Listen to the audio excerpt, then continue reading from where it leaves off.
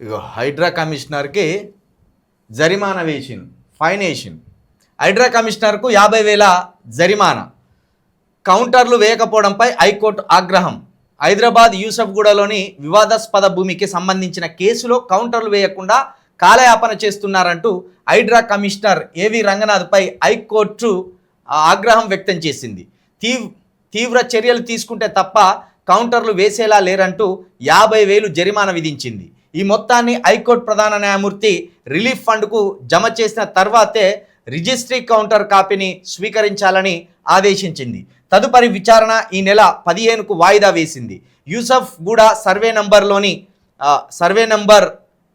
45లోని 2 ఎకరాల వివాదాస్పద భూమిలో హైడ్రా జోక్యం చేసుకొని బోర్డు కంచె ఏర్పాటు చేయడాన్ని సవాల్ చేస్తూ మహమ్మద్ షఫాహత్తుల్లాతో పాటు మరికొందరు హైకోర్టులో పిటిషన్ దాఖలు చేశారు. ఈ పిటిషన్పై జస్టిస్ ఎన్వి శ్రవణ్ కుమార్ ధర్మాసనం విచారణ చేపట్టింది. పిటిషనర్ల తరపు న్యాయవాది వాదనలు వినిపిస్తూ యూసఫ్గూడలోని ఆ భూమికి సంబంధించి పిటిషనర్ల స్వాధీనంలో ఉన్న హైడ్రా జోక్యం చేసుకోవడం చట్టవిరుద్ధమన్నారు.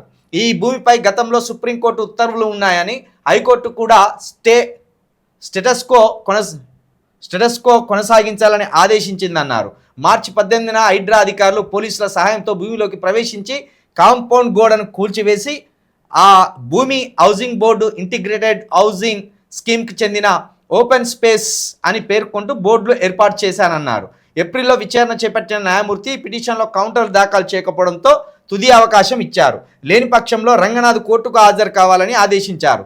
అయినా 2 రోజుల క్రితం విచారణకు రంగనాథ్ హాజరు కాలేదు. జూన్ 8న దాఖలు చేసిన కౌంటర్ కూడా సాంకేతిక కారణాలతో తిరస్కరణకు గురైందని న్యాయమూర్తి గుర్తించారు. ఈ నిర్లక్ష్యాన్ని సహించమని చెబుతూ రంగనాథ్కు 50,000 జరిమానా విధించారు. హైడ్రా రంగనాథ్ గారు, మీరు ఒక ఐపీఎస్ ఆఫీసర్. నిజంగా మేము కూడా ఇంతకాలం మీరు ఒక సూపర్ కాప్ అనే ప్రశంసించినాం. మీరు ఏ జిల్లాకు పోతే ఆ జిల్లాలో శాంతి భద్రతలను కాపాడుతారు, ప్రజాస్వామ్యాన్ని కాపాడుతారు, సామాన్యులకు అందుబాటులో ఉంటారు, కబ్జాలకు భూములు గురికాకుండా కాపాడుతారు.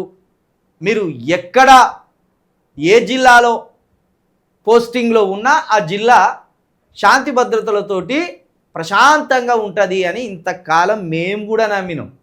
కానీ తీరా చూస్తే ప్రభుత్వం అండతోటి మేరే ప్రైవేట్ వ్యక్తుల భూములను కబ్జాలకు తీసుకుంటున్నారనేది అర్థమవుతుంది. ఏ అధికారం ఉన్నదని మీరు ఇట్లా ఎక్కడ పడితే అక్కడ బోర్డులు నడతానో అర్థమవుతలేదు. ఇప్పటికే హైకోర్టు వారు 2 సార్లు మిమ్మల్ని బోన్లో నిలబెట్టి చివాట్లు పెట్టింది. అయినా కూడా మీ తీరు మారలేదు, అయినా కూడా మీ పోకడ మారలేదు. ఒకసారి అయితే ఏకంగా 5-6 గంటల పాటు జడ్జి గారు మిమ్మల్ని నిలబెట్టి ఈ శని ఆదివారాల్లో మీరు కోట్లను లెక్క చేయకుండా ఈ కూల్చివేతలేంది, ఈ దమన కాండేంది, ఈ దౌర్జన్య కాండేంది, అసలు మీకు ఎవరిచ్చింది ఈ అధికారాలు అని మిమ్మల్ని మొట్టికాయలు వేసింది. అయినా కూడా మీ తీరు మారలే. ఎందుకంటే మీ వెనక రేవంత్ రెడ్డి గారి ప్రభుత్వం ఉన్నది, మంత్రివర్గం ఉన్నది అని అనుకుంటాను కావచ్చు. కానీ మంత్రివర్గం కానీ రేవంత్ రెడ్డి గారు కానీ ఏది కూడా ఈ న్యాయ వ్యవస్థ కంటే పెద్దది కాదు. ఇప్పుడు ఆఖరికి ఇంత పరువు పోయేదాకా తీసుకొచ్చుకున్నారు. ఈరోజు మీకు ఫైన్ తోటి పోయింది, రేపు మరి ఎక్కడి దాకా పోతుందో మీరే ఆలోచించుకోరు. గతంలో కూడా ఇదే హైకోర్టు వారు మిమ్మల్ని ఓ హెచ్చరిక చేసిండ్రు, ఓ స్వీట్ వార్నింగ్ ఇచ్చిండ్రు మీకు. మీరు ఇట్లనే విచ్చలవిడిగా ఎవరి ఇండ్లు పడితే వాళ్ళ ఇండ్లు కూలగొడితే, ఎవరి జాగలలో పడితే వారి జాగలలో కంచెలు వేస్తే మీకోసం జైల్లో ఒక గది సిద్ధంగా ఉంటుంది, మరి అక్కడికి మీరు బోదలుచుకున్నారా అని మిమ్మల్ని గతంలో కోర్టు వారు సున్నితంగా హెచ్చరించిండ్రు. అయినప్పటికీ మీ తీరు మారలేదు. మరి ఎందుకో మీరైతే ఐపీఎస్ ఆఫీసర్ ఎంతో కష్టపడి చదువుకుంటే ఎన్నో రాత్రులు శ్రమిస్తే ఆ స్థాయికి పోయి ఉంటారు. మరి రేవంత్ రెడ్డి గారిని చూసి మీరు ఇట్లనే విచ్చలవిడిగా ఆఖరికి న్యాయస్థానాలను కూడా ధిక్కరించి, ప్రజాస్వామ్యాన్ని కూడా ధిక్కరించి, మేము సూపర్ కాపులము, మేము సూపర్ మ్యాన్లము అన్నట్టు విచ్చలవిడిగా మీరు ఇట్లనే ముందుకు పోతే అదే హైకోర్టు వారు చెప్పినట్టు ఏదో ఒక గది అయితే సిద్ధంగా ఉంటుంది, ఆ గదిలో మీరు కావలసినంత విశ్రాంతి తీసుకోవచ్చు, కావలసినంత విశ్రాంతిగా తీసుకోవచ్చు. ఇక ఈ కష్టం మీకు ఉండదు, ఈ కష్టం మీకు ఉండదు. కాబట్టి ఇది ఎంత సిగ్గుచేటు. హైడ్రా వచ్చి ప్రభుత్వ స్థలాలను కాపాడుతుంది, హైడ్రా వచ్చి ప్రైవేట్ వ్యక్తుల స్థలాలను కాపాడుతుంది, హైడ్రా వచ్చి భద్రత కల్పిస్తుంది అంటే ఇట్లా హైడ్రా వచ్చి భద్రతకే ముప్పు వాటిల్లో చేస్తాను. ప్రైవేట్ వ్యక్తులు జాగలేంది, ప్రభుత్వ భూముల జాగలేంది, లేకపోతే ఏ భూమి మీద స్టే ఉన్నది, ఏ భూమి రిజిస్ట్రేషన్ ల్యాండు, ఇవేవి కూడా వాళ్ళు పట్టించుకోకుండా బుల్డోజర్ పట్టుకపోతాను, ఉన్నాయి కూల్చేస్తాను, కంచెలేస్తాను, వస్తాను.